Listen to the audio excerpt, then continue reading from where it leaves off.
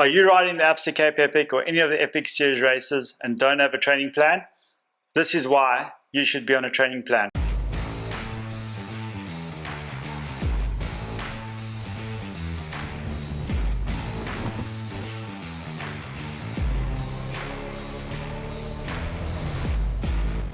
Hey guys, welcome to another episode of Epic Tips, and today I'll be chatting to Barry Austin. Barry is a UCI certified performance coach who trains riders like Pauline Prévost, Simon Andresen, Filippo Colombo, and Lucas Schwarzbauer. Lucas Schwarzbauer, there you go.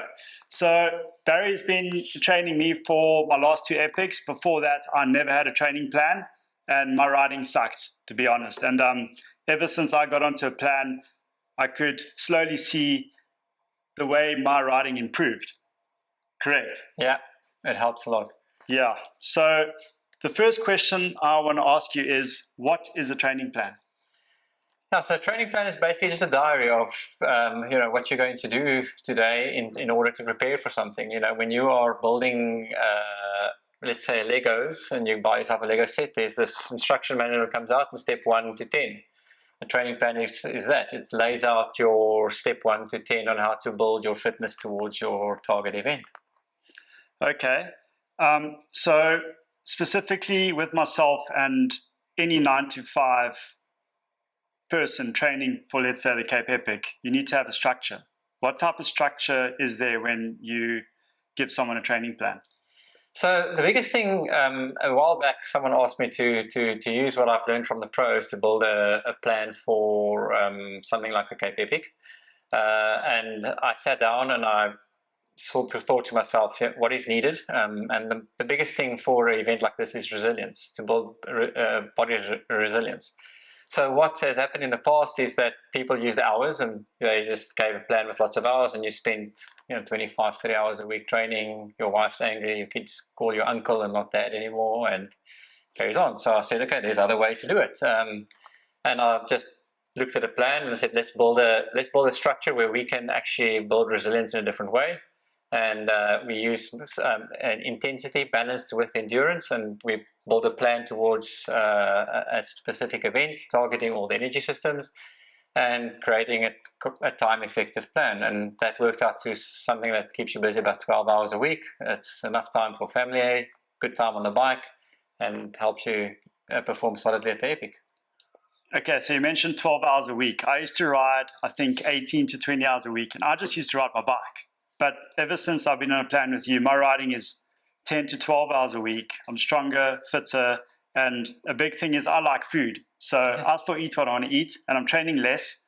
And I find that my last two epics, I definitely felt a lot better on the bike. But the big thing is training more smart in a less amount of time. Yeah, that's exactly it. So you have various energy systems, and if we target these energy systems, instead of creating, or what most workouts try and do, most coaches try and do with a workout, they say, let's try and simulate the event. What I said is, let's simulate aspects of the event, break them down and go and train them separately, and then bring them together in certain aspects. We have those training camp weekends, we have Shape It Saturday rides, and that's where we bring together these different aspects of a stage. So we separate the stage into different parts, we train them separately, and then we bring them together. And in this way, you've got a better understanding of your body. It has a chance to build properly, and you can enjoy the event and enjoy your family and your work environment still. Yeah, the one thing you say a lot is enjoyment, and I think one thing with training for Epic, you still need to have fun.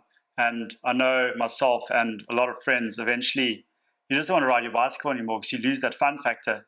And a very cool thing that you've introduced to us and what we will do in the future episode is the urban assault, where if you don't have a lot of time to train, you only got an hour, you go and ride your local neighborhood and just find technical things to ride, which is a really cool thing that you've introduced into our plan.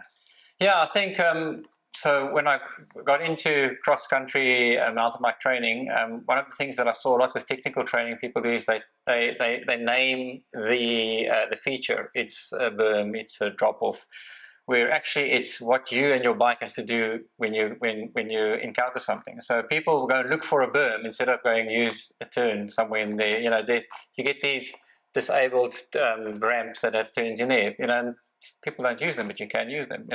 There's a drop off, there's a rock garden that's stairs. There's so many different things that you can go and look for in your own neighborhood that simulate the body and the bike position that's needed. So instead of naming something, we go back as a berm or as a drop or as a jump. We go and say, okay, cool, this is what your body does. And then you take it to different scenarios and different places. You can learn just right on your doorstep some of the times. Yeah, I think another important factor is training with your partner or training with a group and ride with a team, you can call it that. I find it very hard to train alone. So if you have a team with you or you got your partner available a lot, training with a partner helps a lot. And we're also fortunate enough to train with you. We ride together quite a lot. Yeah, so I think what that helps us, we've got those flat pedal Fridays, we've got these rides where the groups go out and say, cool, we'll meet each other up, meet up. And some people's plans might differ, and that's where I've sort of like tried also to say, okay, cool guys, here's the plan and that's the idea. You can just shape it a little bit into an enjoyable ride as well. So breaking your plan up into parts where you say I'm super dedicated and focused, 2 or 3 intervals or 2 or 3 days a week, and then I'm going to take the idea of this workout and incorporate it into my group ride with my friends. So then it stays fun. I still get the proper workout in that was intended. And you can do your local trails, and then you, at the same time, you learn from them as well, because they come up with an idea. That's how they do this interval. That's how they manage something, or how they learn to fight the fatigue, and that creates sort of like that atmosphere of learning. That a classroom is exactly right. When you go, it's a group of people that learn something new and then share it with each other to actually build even more. Yeah. So that's why it works quite well. So making a classroom with a really good atmosphere and some good friends on the trails is, sometimes is a really great thing to do. Yeah, and then another thing which was a big lesson to us is listen to your body. When you're tired and you're tired or fatigued, don't ride, rather rest. You'll do more damage to your body just pushing the limits a bit more. Yeah, so the big thing with training is that you must consistently pitch up. You must be there and you consistently pitch up for workouts. Whether you can manage them all and do them in the right intensity, the highest intensity, that's a different question. But as soon as you start doing that, then you can, when you go back, you say, okay, I've pitched up for all my work. I've pitched up for all my workouts. I'm here. Now I'm feeling a bit overworked. And then it's fine to take a step back, because you don't lose anything taking a step back for a week or 10 days, for sure not. You won't progress in that week, but you definitely don't lose anything. So but because you've had that consistency of your workouts before, you now have the sort of like the knowledge and the satisfaction to say it's okay to take a step back and just to let your body recover and then take the next step forward. Accountability. So it's not just about you, it's about the rider sticking to the plan. How do you manage that? So I'm what you call a reflective coach. So I basically give you something and then I let you challenge yourself with it. And it's up to you to build forward from that. So I try and create little challenges inside a workout and try and make it creative. And when someone comes back, you have to give them information back to understand what they did and what they could improve on. And then, everybody's different. Whatever motivates one person doesn't motivate the other one. So you have to just listen. So I say a lot of times in coaching, it's not about how much you say, it's about how much you listen. And when you can listen to someone, then you can realize what you need to spark them or change them or make them accountable for the workouts. But again, it's your own challenge, So if a training plan is that nice thing to say that if I am going to take on this challenge and I am dedicated, then I follow this plan and I can nearly blindly go towards the event. But the plan lying in your inbox won't make you fit. No. The plan being applied on your bike, that's what makes you fit.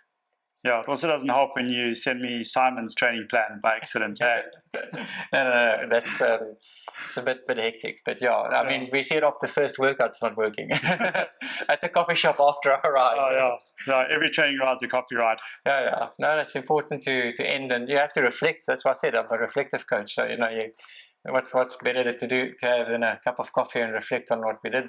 Exactly. Cool. I know a lot of riders who don't have a plan. They say they don't need a plan, they just ride their bike and they ride the Epic. from your side, who do you think needs a plan?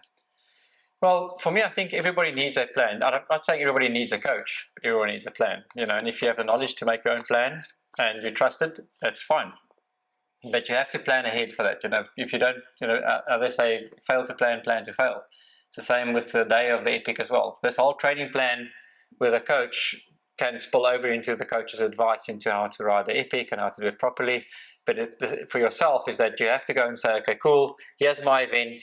This is my personal life. This is my things I'm going to do with my family. How am I going to prepare for this event and build forward towards being the best version of myself when I get there? So that's the importance of having a plan. And then in that plan there, if you can't manage it or you don't know it, that's when you get outside help. It's like with anything in life. And the more important it is for you, or the more busy you are with something, or the less you understand of something, you get an expert in to help you. So when we are doing DIY at our houses, it's the same thing. You can some DIY you can do, and others you stay away from. Bring someone in. Yeah. So, and that's the same thing. Everybody's got a different level of expertise, but yeah, have the plan and then see who you must involve to make it work. Yeah, I think definitely having a plan in place helps. I used to ride like 4 or 5 hour rides a week, but I only ride maybe 1 5-hour ride a week, and everything else is short and sharp, which gives me more time at home, more time to concentrate with work. I remember when I first started riding epics, I just rode my bike, I neglected work, I lost clients, and I lost that balance. So it's very important to keep that balance with your training and your private life. Yeah, the thing what most people forget is that your private life or your business or what you're doing with family is also part of training. It's also part of working your body. It's also part of working your mind. So adding an hour or hour and a half of resilience training onto that is an endurance block on itself. But now when you take that away and you're going to do a ride on your bike, cool, it's nice to do 5 hours on your bike. But you could have done 3 hours of a photo shoot in your case, or someone else will be doing going to the rugby with their children and going back to the shops and walking down there, plus a ride. That whole day, mentally and physically, is a big workout. Adding the specifics of the bike to that creates the stimulus that we need. You don't need all of the others. So you don't need to throw the others away. You keep it as part of your training. Yeah, it's part of your resilience as well. And we just top it up with the specific stuff for a bike. Yeah, I think our favorite part of our training plan is the flat pedal Fridays with the pizza involved. So it's always good to have that fun element. The next question, it's 3 parts. It's endurance, strength, and rest. Because epic is about endurance, it's about the strength, and it's then about the rest and the recovery. How do you work that kind of a system into a plan? Well, it's about building the energy system to support it. So you build the aerobic system, then you build the glycolytic system, then you build the anaerobic system on top of that. So you want to build those. So that's where the strength and endurance talk to each other and understand each other. You look at the lifestyle. So generally, if you want to survive an epic, or you want to survive just a week, and it is about survival. Yeah, it's survival. The speed of survival just changes. So a lot of people always say to me, what about that climb? What about that climb? They're all the same. None of them are different. That's what your body can do. And if you listening to your body, what it can do on that climb, no matter what the speed is, no matter what the technique is, listen to what your body can do on that day and plan it like that, plan forward like that. So you start by building the best version of you with the time and the talent and all the limitations that you have. Then you arrive at the event, and then you have to be yourself, and you must be honest with yourself of what you can do to finish the event. You need fuel, and you need to have a good strategy for the day, and that's the most important. So, and recovery. And then the recovery is a part of the strategy for the day. So, and it just rolls on like that as well. It's the same when you're preparing for the event. If you're not progressing, take one step back, just give your body the time to absorb and then start again. If you're doing a lot of work and you feel like it's not working, it means that you need to just give it time to absorb the work. That's what recovery does. It absorbs and rebuilds. I remember this year's epic, I was walking around chatting and being social, and you phoned me and you asked me what I was doing, and I told you what I was doing. You were like, go back to your tent now, lie down, get your feet up and rest. And I think rest is key. Rest is important. And I think just as a quick tip at the epic, once you cross the finish line, just concentrate on recovery and don't get caught up in chatting to people at a finish line. And I think I saw that happening to you on your first epic, where you would cross the finish line, and obviously you're training a lot of people riding the epic, and you feel obliged to talk to the guys you're training, but you're also riding. So you need that rest. Yeah, it's you must have this sort of like really efficient plan where you go off. So your plan's not just on the stage; it's from you wake up right until you finish, and then the stages of preparation. It's actually the actual event itself. So it's participation, then it's recovery afterwards. So as you go over the line, recovery starts. And what is your process of recovery? Of fueling, rest, getting out of the sun, getting off your feet, and finding. I think getting out of the sun is important. Yeah, finding this, and it's. And you mustn't have I found it not to have it must be very cast in stone. The idea is get food in. The idea is be hydrated. The idea is stay cool, get rested. So fine, and there's always going to be a different plan. I arrive at a village and normally my plan would be to head to my tent. Now the tent's 2 k's away and the Woolworths tent's here to have some food, and I'm like, what am I going to do? Okay, no. Instead of saying I'm going to go to my tent, I say I need to go to shade and get off my feet. So I change the narrative just a little bit, but with the same idea, and then we just follow the strategy. So having the basic idea of what it is, changing the food. If you go afterwards and you say, I need to have my recovery shake because someone told you must have a recovery shake. If it's not there, know what is a recovery shake. Recovery shake is protein and carbs. Milkshakes close to the same thing. Very close. Can't have that. Go grab that and just so understand have alternatives and go through that notion just to. I think it's about replacing the calories you've lost through the day, and it's hard when you lose 6,500 calories on an epic stage. It's very hard to replace that, and you need to replace some of it as quickly as possible so your body can just digest all of that. So and that's when people are on the bike, they say, but maybe I don't need all that calories on the bike, but you're not going to be able to replace all the calories you're using. So on the bike, it's important to start eating on the bike. It's important to, so your eating, it's like, I always use like a method of handfuls, so it's like literally you must have a handful of good food, energy food, like every hour. So there's be a handful of food going into your mouth every hour for 16 hours of the day. So for sure, you're not going to, at lunch, you're going to have 4 handfuls, but you have to be able to measure that out through the day and make it quite simple. And if you're surrounded in the environment of the epic and the water tables and the food tents there, all of that food will count as probably sufficient food in these handfuls, and that's what you have to keep on thinking, that's the amount of fuel that has to go in all the time. Yeah, the one thing you taught me is if you're feeling thirsty, it's too late. If you're feeling hungry, it's too late. And that's when I implemented, I can't even talk straight properly, I implemented the eat and drink reminders on my Garmin. So every 20 minutes, a little warning goes off. Every 40 minutes, a little warning goes off to eat something, even if it's a bite of a bar or a little sip of water. Just keep that food and liquid going. Those strategies, again, that's a brilliant technique to use. Those strategies are important to implement. You must nearly make like the important strategies that make you survive, and make them very simple and very boring, so that they are easy to follow, easy to implement, and then you can enjoy all the complexities of what happens around it. When it's super fun, you can have a lot of fun. When something bad happens, you can fix the bad and carry on, but don't make it too technical in terms of getting food in. So having that, whatever food there is, you take it in. So I use the Cape Epic's quite cool with the water tables. They're quite consistent in depending on your speed. You can say, okay, cool, I'm going to have a table every 90 minutes. I'll have a water table every 2 hours, so I need to have this much food in between. And they're well stocked. Yeah. So what you do is you'll ride the first part. When I get there, I'll say, okay, cool, that's 2 hours. So I started with 2 hours worth of food in my pockets. If they're not finished and I see the water table, I start eating my food that's left and I drink my bottles that's left. I get in the table, I stock myself for the next 2 hours worth of calories, whether I eat it at the table or whether I put it in my pockets. I do that with my hydration and that's how I use the water table personally as my measurement tool to make it super efficient and easy. I'm not a professional racing for the first few positions, so it's super cool to do it that way. And at least I know that the only time I really have to think hard and concentrate about the nutrition part is when I see a water table. The rest of the time I'm just going through feel, because I can catch up as I see the water table coming into view. I'm like, oh, okay, wait, let's just check my bottle. But you see a water table coming to view and you empty your bottles, like what happened with myself and a previous Epic partner, and they take you right away from the table, and like 20 k's later you're still riding with no food, no drink, because you just like Epic do that. They think you're going to go downhill, you're always going uphill. But I think we need to maybe cover the nutrition aspect of the Epic in a separate video, because there's so much that can go into food and what to eat and what to ride with and how to plan each stage, because each stage is different, and each stage I think you need to eat differently. Yeah, the biggest thing about it is that, again, knowing what the essentials are in terms of fueling, and then planning that day for it. So I think we can do that in a different segment, more in depth as well. Okay, Barry, you've done 2 Cape Epics.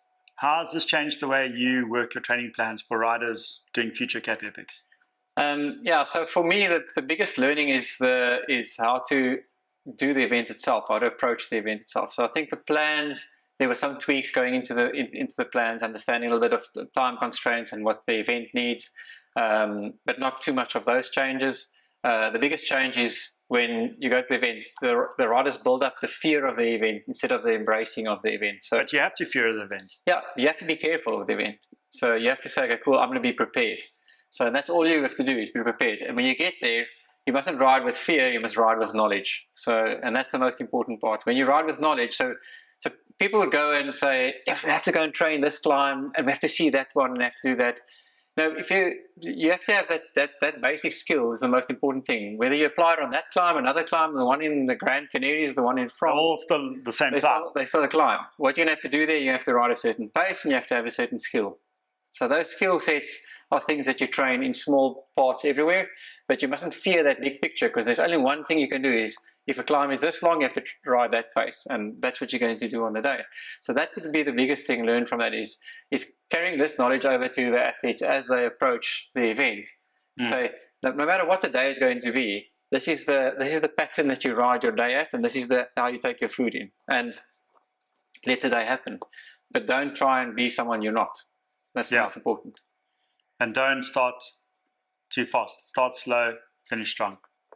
It's pacing yourself, understanding what you need for the day. Yeah. So that's a big thing. It's we give names to it's nearly like and I mean not to play it down, but as soon as COVID got a name, it got quite scary. Because people give it. So when something gets a name, it gets really scary, and it should be sometimes.